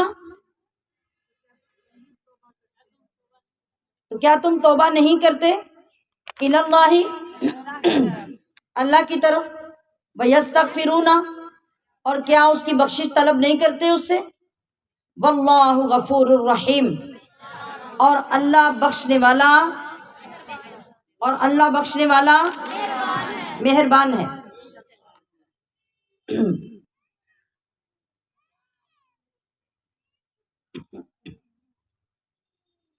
افلا یتوبون ویستغفرون، یہ جو دو لفظ آئے ہیں یہاں پہ تم کا لفظ نہیں آئے گا افلا یتوبون میں، تو کیا یہ لوگ یا وہ لوگ توبہ نہیں کرتے، اس کی کریکشن کر لیجئے، نوٹ کر لیجئے یہاں پہ، تو کیا یہ لوگ توبہ نہیں کرتے اللہ کی طرف اور اللہ سے بخشش نہیں مانگتے؟ کیا انہیں یہ پتہ نہیں کہ اللہ غفور الرحیم ہے؟ وہ جتنے بھی ظلم اور گناہ کر چکے ہیں اس کے باوجود وہ توبہ کر لیں تو اللہ بخش دے گا۔ جب ہمارا یہ یقین ہو تو اللہ جلدی توبہ کی توفیق بھی عطا کر دیتا ہے۔ مل مسیح ابن مریم، نہیں ہے مسیح بن مریم، نہ خدا ہے نہ خدا کا بیٹا ہے، نہ تین خداؤں میں سے ایک ہے، بلکہ الا رسول مگر ایک رسول، قد خلت تحقیق گزر چکے ہیں، من قبل ہی اس سے قبل بھی، الرسول کئی اور رسول، وامہ اور اس کی والدہ، صدیقہ بڑی سچی صدیقہ عورت تھی۔ کون تھی؟ ان کی والدہ، تو اللہ کی والدہ تو کوئی ہو نہیں سکتی۔ اگر یہ تیسرے اللہ تیسرے معبود ہیں تو معبود کی تو کوئی ماں نہیں۔ اور پھر کانا دونوں ماں بیٹا تھے، یا کلان کھاتے، الطعام کھانا، تو کھانا کھانے والا خدا نہیں ہو سکتا۔ تو دنیا دیکھتی تھی، دنیا کے سامنے وہ لوگوں کی طرح رہتے تھے، دونوں ماں بیٹا کھانا کھاتے تھے، روزی ملتی تھی، وہ سوتے تھے، وہ جاگتے تھے، اور اللہ کیا ہے؟ ولا یعودہ حفظہما، وہ دونوں زمین و آسمان کی حفاظتوں سے تھکتا نہیں ہے۔ پیچھے کیا آتا ہے آیت الکرسی میں؟ اس سے پیچھے لفظ کیا آتا ہے؟ لا تأخذہ سنۃ ولا نوم، معبود کی خدا کی شان یہ ہے کہ نیند آنا تو دور کی بات ہے، اسے تو اونگ بھی نہیں آتی۔ اور یہ دونوں سوتے بھی تھے، جاگتے بھی تھے، کھاتے بھی تھے، پیتے بھی تھے، تو عقل کے ناخن لو، یہ خدا کیسے ہو سکتے ہیں؟ تو انظر دیکھیے، کیف نبین کیسے کھول کھول کر ہم بیان کرتے ہیں، لہم ان کے لیے، الآیات دلیلیں۔ اللہ فرماتا ہے کہ ہماری دلیلوں پہ غور کرو۔ یہ بھی اللہ نے دلیل دی کہ جو کھاتا پیتا ہے وہ خدا کیسے ہو سکتا ہے، جو سوتا جاگتا ہے وہ خدا کیسے ہو سکتا ہے، تو ان باتوں پہ غور کرو۔ ثم انظر پھر دیکھیے، انا وہ کیسے، یوفکون سب اوندے ہوئے جاتے ہیں۔ اوندے ہونے مطلب ہے جیسے منہ کے بل، بغیر سوچے سمجھے، انے واہ، پنجابی میں کیا کہتے ہیں؟ انے واہ، بغیر سوچے سمجھے چلتے رہنا۔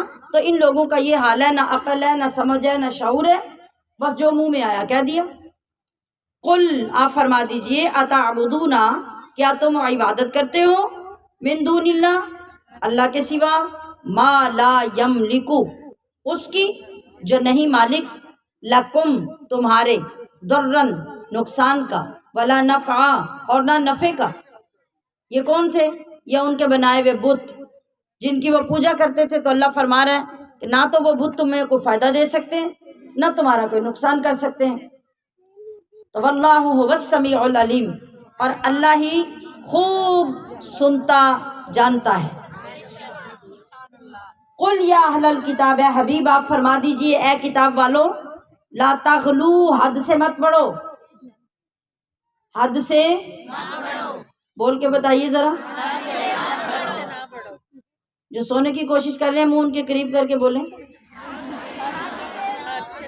حد سے مت بڑھو، فی دینکم، اپنے دین میں، غیر الحق، نا حق، ولا تتبعوا، اور نہ پیروی کرو تم، اہواء، خواہشات کی، قوم، اس قوم کی، قد ضلوا، جو خود ہی بندہ گمراہ ہو، جو خود ہی راستے سے ہٹا ہو۔ سوچو کہ جو اس کے پیچھے چلے گا اس کا حشر کیا ہوگا۔ آج ہمارے نوجوانوں کا بھی تو یہی حال ہوتا ہے نا، وہ کہاں جا کے بیٹھتے ہیں؟ جو پہلے ہی سارے گھر سے ماں کی بدتمیزی کر کے آئے ہوتے ہیں، ماں کی نافرمانی کر کے آئے ہوتے ہیں، گھر میں ماں باپ کی سنتے نہیں ہیں، دو چار اور آ کے ان کے پاس تھڑے پہ بیٹھ جاتے ہیں۔ اب بتاؤ سب کا حشر کیا ہوگا؟ پھر ساری مائیں اکٹھی روئیں گی، ایسا ہی ہے نا۔ تو پیچھے چلنے کے لیے ہمیں تلاش کرنا چاہیے وہ بندہ جس کی اپنی عقل کام کرتی ہو، جس کا رب کے ساتھ کوئی تعلق ہو، جو رسول کو مانتا ہو۔ اگر ان چیزوں کا خیال نہیں رکھا جائے گا تو پھر آپ جس کے پیچھے چلیں گے وہ تو پہلے ہی تباہ ہے۔ ہم تو ڈوبے ہیں صنم، تم کو بھی لے ڈوبیں گے، تمہارا بھی کچھ نہیں رہے گا۔ اور وہ قوم جو پہلے سے گمراہ ہو چکی ہے، وَأَضَلُّوا، ضلو کا مطلب ہے خود گمراہ ہونا، اور اضلوا کا مطلب ہے دوسروں کو بھی گمراہ کر دینا، کہ وہ بہت ساروں کو گمراہ بھی کر چکے ہیں، خود بھی گمراہ ہو چکے ہیں، وَضَلُّوا، اور وہ بھٹک چکے ہیں، عن سواء السبیل، سیدھی راہ سے۔ آواز جا رہی ہے؟ جائے گی انشاءاللہ اگر توجہ ہوگی۔ ہم انہی کے غلام ہیں جن کی آوازیں 70 ہزار مجمع میں چلی جا رہی ہیں۔ اصل بات یہ ہوتی ہے کہ صرف سنانے والے کی آواز نہیں جاتی، جن کو اللہ نے عشق و محبت کے کان دیے ہوتے ہیں وہ بھی دور سے سن لیتے ہیں۔ ہاں، تو لعن الذین کفروا، لعنت کی گئی کافروں پر۔ کون سے کافر؟ من بنی اسرائیل، جو بنی اسرائیل میں سے تھے، اللہ نے ان پر لعنت کی۔ کیسے لعنت کی؟ علی لسان داؤد، اپنے نبی داؤد کی زبان سے ان پہ لعنت کی، عیسیٰ بن مریم کی زبان سے ان پہ لعنت کی۔ ذالکا، یہ بما، اس وجہ سے، کیوں لعنت ہوئی؟ عصوا، انہوں نے نافرمانی کی، وہ نافرمانی کرتے تھے، وکانوا یعتدون، اور وہ حد سے گزر جاتے تھے، ساری حدیں پار کر جاتے تھے، اس لیے اللہ نے نبیوں کی زبان سے ان پر لعنت کروائی۔ کانوا لا یتناہون، وہ ایک دوسرے کو منع نہیں کرتے تھے۔ یہ جملہ بڑا غور طلب ہے۔ ہمارا کانسیپٹ، ہمارا خیال، ہماری ذمہ داری کیا ہوتی ہے؟ ہم جب دیکھتے ہیں نا کہ کوئی بندہ غلط کام کر رہا ہے، ہم منہ دوسری طرف کر لیتے ہیں، جدا جو دل لے کرے سانو کی۔ یہ جو سانو کی ہے نا، یہ پوری کی پوری بستیاں برباد کر دیتا ہے۔ یہ بڑا خطرناک لفظ ہے۔ ہم میں سے ہر شخص کو بہت کچھ ہونا چاہیے۔ اگر آپ کسی کو برائی کرتے منع نہیں کریں گے تو کیا ہوگا؟ آپ کے دروازے کے ساتھ والے دروازے کو آگ لگ گئی تو آپ یہ کہہ کے دروازہ بند کر دیں سانو کی، 1 گھنٹے بعد وہ آگ چل کے آپ کے دروازے پہ آئی ہوگی، پھر یہی کہیے گا کہ سانو کی، پھر آپ کو سمجھ آئے گی کہ میں نے کیا کہا تھا۔ یہی حال گناہوں کی آگ کا ہے۔ جب کسی کو گناہ کی آگ پکڑتی ہے تو یہ کہہ کے اس سے پیچھے نہ ہٹو، دستبردار نہ ہو جاؤ، تماشا نہ دیکھو، اس کی ہمدردی کرو، اسے سمجھاؤ، اسے روکو، اور ایک بار نہیں، طریقے بدل بدل کے روکو۔ حکمت عملی سے روکو، دیانتداری اور ہمدردی سے روکو۔ اگر آپ اخلاص اور ہمدردی کے ساتھ کسی کو روکنے نکلیں گے تو ایک بار نہیں، دو بار نہیں، تیسری بار نہیں، چوتھی بار کامیابی ہو جائے گی۔ اور اگر آپ جان بوجھ کے تماشا دیکھنے کے لیے فارمیلٹی پوری کرتے ہیں جا کے، اور دوسرے کے درد کو جگاتے ہیں اور جان بوجھ کے چھیڑنے جاتے ہیں اور لفظ یہ کہتے ہیں کہ ہم تیری اصلاح کے لیے آئے ہیں، تو اللہ زیادہ جانتا ہے یا آپ زیادہ جانتے ہیں؟ اللہ آپ کی ہر نیت کو جانتا ہے۔ آپ پہلے اپنے اندر اخلاص پیدا کر کے تو دیکھیں، اخلاص کے ساتھ دعوت دیں، اخلاص کے ساتھ برائی سے روکیں، اور پھر جب روکنے نکلیں تو پہلے اس بندے کے لیے اپنے رب سے دعا کر لیں کہ یا اللہ میں تیرا حکم پورا کرنے کے لیے تیرے بندے کو سیدھی راہ پہ لانے کی کوشش کرنے جا رہا ہوں، میری مدد فرما، اس کی بھی مدد فرما، اس کو آگ سے بچا لے، میری دعا اس کے حق میں قبول کر لے۔ دیکھیں آپ کی کوششیں پوری ہوتی ہیں کہ نہیں ہوتی، اللہ اس میں کامیابی دیتا ہے کہ نہیں۔ مگر ہم خود ٹھیک لوگ نہیں ہیں، ہم نہیں چاہتے کہ لوگ نیک ہو جائیں، ہم کہتے ہیں چرچا ہمارا ہونا چاہیے، میں کل ہی بڑی ہیں نیک، لوگ میری باتیں بیٹھ بیٹھ کے کریں کہ فلاں بڑی نیک ہے۔ نہیں بخشے گا اللہ، نہیں قبول اللہ کو ایسی نیکی۔ اللہ فرماتا ہے تو تم نے کیا سمجھ لیا تھا کہ تم نیکی کر لو گے، چلے کاٹ لو گے، اعتکاف کر لو گے تو میں تمہیں اٹھا کے تخت پہ بٹھا لوں گا اور لوگوں کو فنا کر دوں گا؟ نہیں نہیں، میں نے تمہیں اکیلے تو پیدا ہی نہیں کیا، تمہیں برادری دی ہے، تمہیں معاشرہ دیے، تمہیں ماحول دیے، تمہیں ایک بستی دی ہے جس کے اندر تمہیں رکھا ہے، اور ان سب کا تمہارے اوپر حق ہے۔ تمہاری ذمہ داری ہے کہ اپنی نیکی کے ساتھ دوسروں تک نیکی پہنچاؤ، خود برائی چھوڑنے کے ساتھ دوسروں سے برائی چھڑواؤ، اور ان کی نیکی اور اصلاح میں انٹینشن رکھو۔ اگر تم یہ سب کرو گے تو تمہاری بھی خیر اور ان کی بھی خیر، اور اگر یہ نہیں کرو گے تو مت سمجھنا کہ تمہارا حجرہ بچا لیا جائے گا، تمہاری تسبیح بچا لی جائے گی، نہیں، تمہیں اللہ نے اس لیے پیدا نہیں کیا۔ کانوا لا یتناہون، وہ ایک دوسرے کو منع نہیں کرتے تھے، ام منکرن، اس بری بات سے، فعلو، جو وہ کرتے تھے۔ تو لوگوں کو بری بات سے منع کرنا، اس کے مختلف طریقے اختیار کرنا، یہ سب ہماری ذمہ داری ہے۔ لبئس، یقیناً بہت ہی برا ہے، ما کانوا یفعلون، جو وہ کرتے تھے۔ یہ کوئی نیکی نہیں ہے کہ ہم اپنی نماز اپنے لیے، اپنی تسبیح اپنے لیے، اور یہ کہہ کے جان چھڑا لیں کہ ہر ایک نے اپنی قبر میں جانا ہے۔ قبر میں تو جانا ہے، لیکن اس بات کا آپ کیا جواب دیں گے کہ ایک بندے کی قبر بنانے کے لیے لوگ قبرستان میں جاتے ہیں، اور اس کے ساتھ جو پہلی قبر بنی ہوتی ہے وہ قبر ایک اللہ کے ولی کی ہوتی ہے، یہ جانے والا گناہگار ہوتا ہے۔ کچھ عرصے کے بعد اس کی قبر ٹوٹ جاتی ہے، پانی آ جاتا ہے، لوگ اس کو قبر سے نکال کے دوسری طرف منتقل کرنا چاہتے ہیں۔ جب اس کی قبر کھولتے ہیں، اس کی میت نکال کے دوسری جگہ لے جانا چاہتے ہیں، تو کیا دیکھتے ہیں کہ قبر کے اندر یہ جو گناہگار تھا یہ پڑا ہے، اندر اس کی میت پڑی ہے، اس کے سینے کے اوپر بھی ایک بہت بڑا گلاب کا پھول پڑا ہے، اور اس کے ہونٹوں کے اوپر، چہرے کے اوپر بھی ایک گلاب کا بہت بڑا پھول پڑا ہے۔ لوگ حیران ہو جاتے ہیں، خوشبو سے قبر معطر ہے۔ بدنام زمانہ، گناہگار بندہ، کھلے عام برائیاں کرنے والا، یہ کیا ہے؟ لوگوں کی حیرانگی کی کوئی انتہا نہیں۔ احتیاط سے اسی عالم میں لاش اٹھائی اور اٹھا کے دوسری جگہ پہ جو قبر بنائی تھی اس کو لے جا کے وہاں دفن کیا۔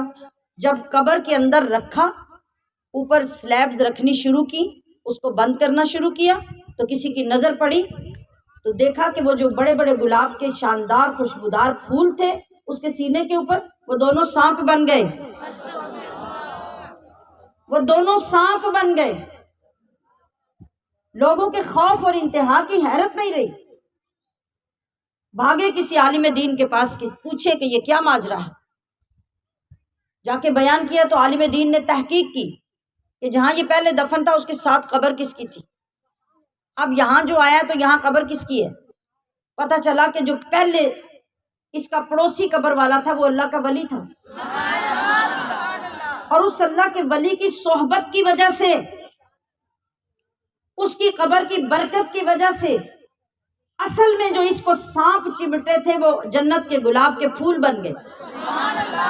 اور جب یہ یہاں دوسری جگہ پہ لا کے دفن کیا گیا تو یہاں قریب کوئی نیک بندہ نہیں تھا. یہاں اب اپنے اعمال بھگتنے کے لیے وہ گلاب کے پھول واپس سانپ بن گئے. اب یہ سانپ اسے ڈس رہے ہیں. تو کسی کا ساتھ، کسی کے ساتھ نیکی اور نیکوں کی صحبت فائدہ مند ہے کہ نہیں ہے؟ تو جب آپ دوسرے کی خیر خواہی کر کے اس کو نیکی کا درس دے کے اس کو بھی نیک بنا لیں گے تو اس کا درجہ کتنا ہے. اللہ کے نبی نے کیا فرمایا حضرت علی رضی اللہ تعالیٰ عنہ کو جنگ پہ بھیجتے ہوئے؟ کہا کہ ڈائریکٹ جا کے لوگوں کو قتل نہ کرنا، ان کو مارنا نہیں، ان کو قیدی نہیں کرنا. یہ سارا کچھ کرنے سے پہلے دین کا پیغام دینا، اللہ کے دین کی دعوت دینا. تمہاری بات پر اگر ایک بندہ کھڑا ہو کر کلمہ شہادت پڑھ کے سچا مسلمان ہو کے سمر گیا تو پوری کائنات کے برابر کی نیکیاں ایک طرف رہ جائیں گی اور اس بندے کو سیدھا کر کے مسلمان بنانے کی نیکی ایک طرف. تو یہ مت سمجھو کہ آپ کو اللہ نے اکیلا پیدا کیا ہے. انسان کی زندگی اکیلی نہیں ہے، اس کے اوپر حقوق بھی ہیں، فرائض بھی ہیں. آپ ایک فیملی میں بیاہ کے جاتی ہیں بہو بن کے تو کوئی آپ کو بند کمرے میں پکا کے کھانے دیتے اور باہر نکل کے آپ کہیں سانو کی، جس کا جو دل نہ کرے. آپ کو ساس بتائے گی تو انو کی ہے، شوہر بھی بتائے گا، سسر بھی بتائے گا، گھر میں نندیں دیورانیاں جٹھانیاں بھی ہیں تو وہ بھی اچھی طرح بتائیں گے. اکیلے کوئی نہیں رہ سکتا. ارد گرد والوں کے حقوق و فرائض جس طرح دنیاوی معاملات میں آپ کے ہیں، اولاد ہے، آپ کا شوہر ہے، آپ کے ماں باپ ہیں، آپ کے ساس سسر ہیں، آپ کے عزیز و اقارب ہیں، اللہ نے سب کے حقوق رکھے ہیں. اور جہاں سے بھی مسنگ کرو گے وہاں سے پکڑے جاؤ گے. بالکل اسی طرح اللہ رب العزت نے دین کے حقوق بھی رکھے ہیں. جیسے خاندان کے حقوق ہیں ویسے ہی دین کے حقوق ہیں. آپ کو جو اللہ کریم نے عطا کیا ہے آپ کی ذمہ داری ہو گئی. جو آپ نے سنا آپ کی ذمہ داری ہو گئی، جو آپ نے قبول کیا آپ کی ذمہ داری ہو گئی. کیا؟ بلغوا انی ولو آیہ. حضور نے اعلان کر کے فیصلہ آسان کر دیا. آپ نے فرمایا کہ میری ذات کے متعلق، میرے دین کے متعلق، میری گفتگو کے متعلق ایک جملہ بھی اگر تمہارے کانوں میں پہنچ گیا کہ میں نے یہ حکم دیا ہے تو بلغوا، اسے لے کے نکل پڑو اور لوگوں تک پہنچاؤ. فکر کرو، فکر کرو. جس طرح محلے کی ایک عورت کی بات کی آپ کو فکر لگ جاتی ہے کہ سارے محلے کا کوئی گھر رہ نہ جائے وہاں تک اس کی بات جانی چاہیے، اس سے کہیں زیادہ رسول اللہ کی بات کی فکر کرو. ہاں، فکر کرنے کی یہ بات ہے. اصول کیا ہے کہ کسی عورت کی برائی یا عیب پہنچے تو اسے چھپاؤ، اس پہ مٹی ڈال دو، کسی کو ہوا نہ لگنے دو. کل قیامت میں رب تمہارے گناہوں کو ہوا نہیں لگنے دے گا. اور رسول اللہ کی بات، نیکی کی بات، فلاح کی بات، ہدایت کی بات ایک بھی تمہارے تک پہنچی اسے لے کے نکل پڑو اور طمع کرو، لالچ کرو، کوشش کرو کہ مجھے جتنے لوگ زیادہ ملے میں ان تک اپنے نبی کی بات پہنچاؤں. کیا پتا اگر میں 10 لوگوں کو پہنچاؤں تو 10 میں سے کوئی ایک یا پھر 10 کے 10 ہی میرے سے زیادہ نیک ہوں اور مجھ سے بات سن کے مجھ سے زیادہ عمل کرنے لگ جائیں تو بینیفٹ کسے جائے گا؟ وہ تو آپ کو ہی جائے گا. ان کا بینیفٹ تو پلٹ کے آپ کو آئے گا، نفع آپ کو ملے گا، فائدہ آپ کو ملے گا کہ ان کے ثواب کے برابر کے حقدار آپ بھی ہو جائیں گے. تو مزے کی ڈیوٹی نہیں، لیکن مزہ آتا تب ہے جب نیکی سے پیار ہو جائے. جب تک نیکی سے پیار نہ ہو مزہ ہمیشہ برے کاموں میں ہی آتا ہے. اللہ کرے کہ ہمارے مزے کا معیار، ہمارا ٹیسٹ تبدیل ہو جائے. ترا کثیرن، اے حبیب آپ دیکھیں گے بہت سے، یعنی کثیر کو، ان میں سے یتولون کہ وہ دوستی لگاتے ہیں، دوستی لگاتے ہیں. اس لگانے کو پنجابی کی عورتیں بڑا اچھا سمجھتی ہیں. ایک ہوتا ہے دوست بنانا، ایک ہوتا ہے دوستیاں لگانا. سمجھتے ہیں کہ نہیں؟ جی، جن لوگوں کو کوئی بندہ دوست بنانے کے قابل نہیں نا سمجھتا، تو جب آپ کا بچہ اٹھ کے اسے دوست بنا لے تو آپ کہتے ہیں تو جنہاں نال یاریاں لائیاں نے نا وہ کسے کم دا بندہ نہیں۔ تو یہ یاری لگانا، دوستی لگانا، یہ بڑا معنی خیز ہے۔ تو اللہ فرما رہا ہے کہ ان میں سے بہت سارے وہ ہیں جو دوستیاں لگاتے ہیں، کن سے؟ کافروں سے۔ لبیسا، بہت ہی برا ہے، ما قدمت لہم، جو آگے بھیجا ان کے لیے ان کے نفسوں نے، ان کے دلوں نے، ان سخط اللہ، یہ کہ غضب کیا اللہ نے ان پر، فی العذابی، اور عذاب میں، ہم خالدون، کوئی نہیں نکال سکے گا عذاب سے، ان ہمیشہ رہیں گے۔ فلو کانوا یؤمنون، کیا ہی اچھا ہوتا، کاش اگر وہ ایمان لے آتے، باللہ، اللہ پر، کتنی اچھی بات تھی، والنبی، اور نبی پر ایمان لے آتے، وما انزل الیہ، اور جو نبی کی طرف اتارا گیا اس پر ایمان لے آتے تو کتنی اچھی بات ہوتی۔ متخذوہم، تو نہ بناتے وہ اولیاء، دوست، کافروں کو، ولکن، اور لیکن، کثیر منہم، اکثر ان میں سے، فاسقون، فاسق ہے۔ جب وہ ہیں ہی نافرمان، وہ ہیں ہی بے حکم، تو وہ کب مانیں گے کہ وہ اللہ اور اس کے رسول پر ایمان لائیں۔ لتجدن، ضرور بالضرور آپ ان کو پائیں گے، اشد الناس، سب لوگوں سے زیادہ، عداوتن، عداوت رکھنے والے، کن سے؟ للذین آمنوا، ایمان والوں سے،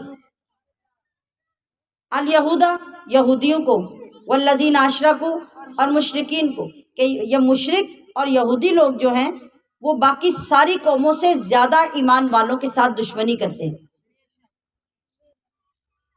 وَلَتَجِدَنَّ، اور ضرور بھی ضرور آپ پائیں گے، اقربہم، ان کو زیادہ قریب، یا زیادہ قریب ان میں سے، مودتاً، محبت میں، للذین آمنوا، ایمان والوں سے، الذین قالوا، ان کو جنہوں نے کہا، انا نصارا، ہم نصارا ہیں، ذالک بأن، یہ اسی لیے کہ، منہم، ان میں، قسیسین، کچھ عالم لوگ ہیں، ورہبانہ، اور درویش ہیں، وانہم، اور یہ کہ، لا یستکبرون، وہ تکبر نہیں کرتے۔ تو یہی چیز اللہ کو پسند ہے، اور جن لوگوں نے اس راستے کو اختیار کیا اور اللہ کی راہ کو اپنایا اور ان الفاظ کے ساتھ اپنے آپ کو اللہ کی بارگاہ میں سرنڈر کر دیا اور دین کو قبول کر لیا، تو اللہ رب العزت نے ان کو کیا مقام دیا، یعنی آخری جو گروہ ہے جس کے لیے اللہ نے فرمایا کہ مسلمانوں کی دوستی میں ان لوگوں کو تم سب سے زیادہ قریب پاؤ گے۔ یہاں عیسائیوں کی ایک جماعت کی تعریف کی گئی، سارے عیسائی نہیں۔ کون سے عیسائی؟ جو حضور صلی اللہ علیہ وسلم کی آمد تک حضرت عیسیٰ علیہ السلام کے زمانے سے چلے آئے، قائم رہے ہدایت پر، اپنے دین پر، اور جیسے ہی نبی علیہ السلام تشریف لائے فوراً حضور کا کلمہ پڑھ کے مسلمان ہو گئے۔ تو قرآن کریم نے ان کی تعریف کی کہ اسلام کی آغاز میں مسلمانوں کو کفار قریش نے بڑی بڑی تکلیفیں دی، بڑے بڑے ظلم کیے، بڑا بڑا مارا۔ تو اس وقت ان کے ظلم سے تنگ آ کر 11 مرد اور 4 عورتیں سب سے پہلے مکہ سے ہجرت کر کے حبشہ چلے گئے۔ یہ پہلی ہجرت تھی اسلام کی۔ اعلان نبوت کے 5ویں سال رجب کے مہینے میں یہ لوگ دریا کے سفر میں، بحری جہاز کے ذریعے سفر کر کے یہ حبشہ گئے، اور اس کے بعد حضرت جعفر بن ابو طالب، یہ کون ہے؟ حضرت علی کے بھائی، نبی علیہ السلام کے چچا کے بیٹے، یہ بھی وہاں پہنچ گئے۔ پھر دیکھتے دیکھتے مسلمانوں کو حوصلہ ملا، اور آہستہ آہستہ اور مسلمان بھی ان کے پیچھے حبشہ ہجرت کر کے جاتے رہے۔ مدینہ کی ہجرت دوسری ہجرت ہے، اسلام کی پہلی ہجرت جو ہے وہ حبشہ کی ہجرت ہے۔ یہاں تک کہ بچوں اور عورتوں کے علاوہ 82 مرد وہاں پہنچ گئے حبشہ میں۔ جب قریش کو اس کا پتہ چلا نا کہ یہ لوگ تو بھاگ کے وہاں جا کے جمع ہو رہے ہیں، انہوں نے اپنے بڑے بڑے ذرا پنچ آدمیوں کو بڑے بڑے تحفے دے کے تیار کیا، اور وہ جو نجاشی بادشاہ تھا نا حبشہ کا، اس کے پاس اپنی طرف سے بھیجا۔ یہ لوگ تحفے لے کے بادشاہ کے پاس گئے اور کہا کہ ہم مکہ سے آئے ہیں، عرب سے آئے ہیں، اور ہمارے ملک میں ایک آدمی نے نبوت کا دعویٰ کیا ہے۔ یہ کس کے بارے میں انہوں نے کہا؟ نبی کریم صلی اللہ علیہ وسلم کی ذات کے متعلق، یعنی جھوٹ گھڑا، اپنے آپ کو وہاں پہ سچا اور بڑا ثابت کرنے کے لیے پیچھے جا کے کہا کہ اس بندے نے نبوت کا دعویٰ کیا ہے اور لوگوں کو اس نے بیوقوف بنا دیا ہے، معاذ اللہ۔ اب جو لوگ اس کو ماننے والے کچھ پیدا ہو گئے ہیں تو وہ بھاگ کے آپ کے ملک میں آ گئے ہیں، اور وہ آپ کے ملک میں بھی آ کے فساد پیدا کرنا چاہتے ہیں، اور آ کے آپ کی رعایا کو بھی وہ باغی بنا دیں گے۔ یہ کن کے خلاف پروپیگنڈا ہے؟ وہ مسلمان جو کافروں کے ظلم سے تنگ آ کر حبشہ ہجرت کر کے چلے گئے تھے اور حضور کا کلمہ پڑھ لیا تھا، ان کو ستانے کے لیے کافر پیچھے پہنچ گئے اور جا کے ان کے خلاف پروپیگنڈا کرنا شروع کر دیا،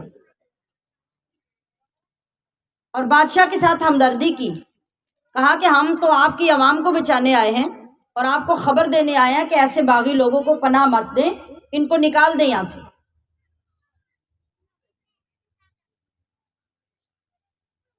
تو ہم اس لیے آئے ہیں کہ جتنے لوگ بھاگ کے آپ کے پاس آئے ہوئے ہیں وہ سارے ہمارے حوالے کر دیں، ہم ان کو لے کے واپس چلے جائیں۔ تو نجاشی بادشاہ نے کہا کہ ٹھیک ہے، تم جتنی باتیں ہم سے کرنا چاہتے ہو کر لو، ہم اس کے بعد فیصلہ کریں گے کہ کیا کرنا ہے۔ جب ساری باتیں ہو گئی تو نجاشی بادشاہ نے وہ جو مسلمان وہاں گئے ہوئے تھے ہجرت کر کے، ان کو بلایا اور ان سے پوچھا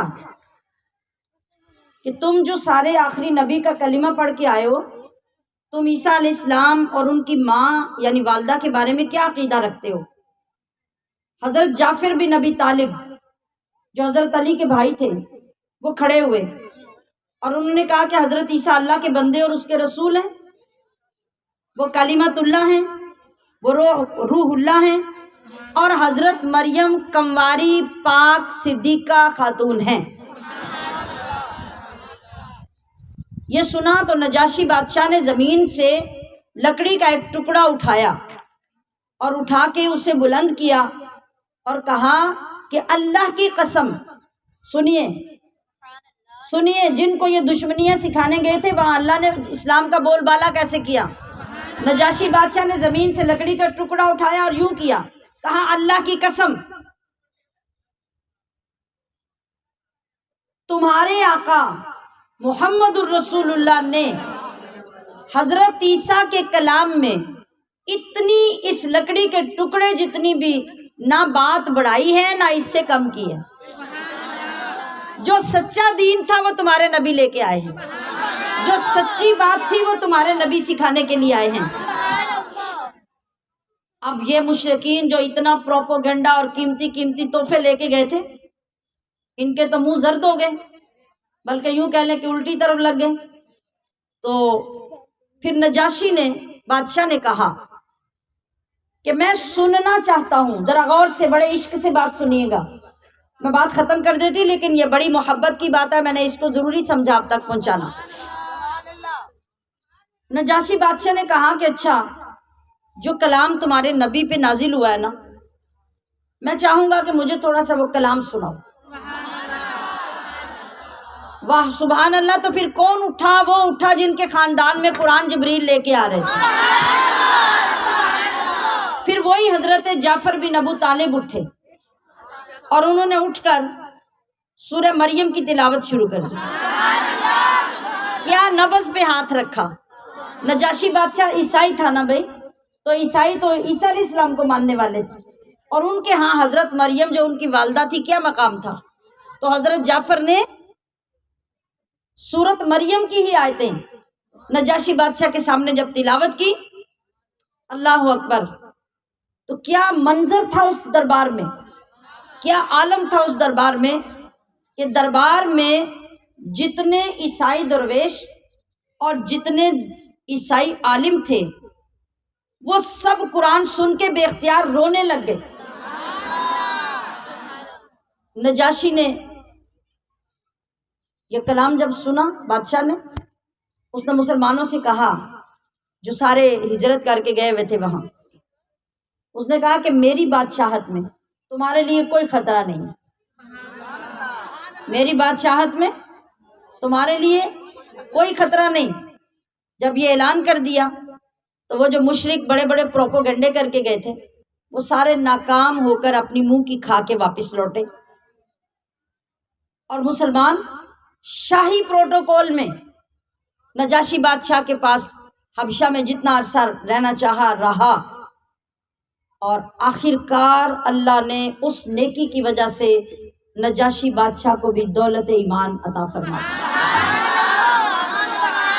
یہ جو آخری آیت میں عیسائیوں کی تعریف ہوئی ہے نا، وہ یہ تعریف تھی کہ ان عیسائیوں نے قرآن کی اور قرآن والے کی کتنی قدر کی، انہوں نے تکبر نہیں کیا، انہوں نے اسلام کو قبول کیا اور اللہ کے پیغام کو مانا۔ اللہ پاک نے قرآن میں قیامت تک ان کی تعریف کو نقل کر دیا کہ ہمیشہ مسلمان پڑھتے رہیں کہ جو نیکی کرتا ہے اس کا ذکر کبھی ختم نہیں ہوتا۔ وما علیہ الا البلاغ المبین۔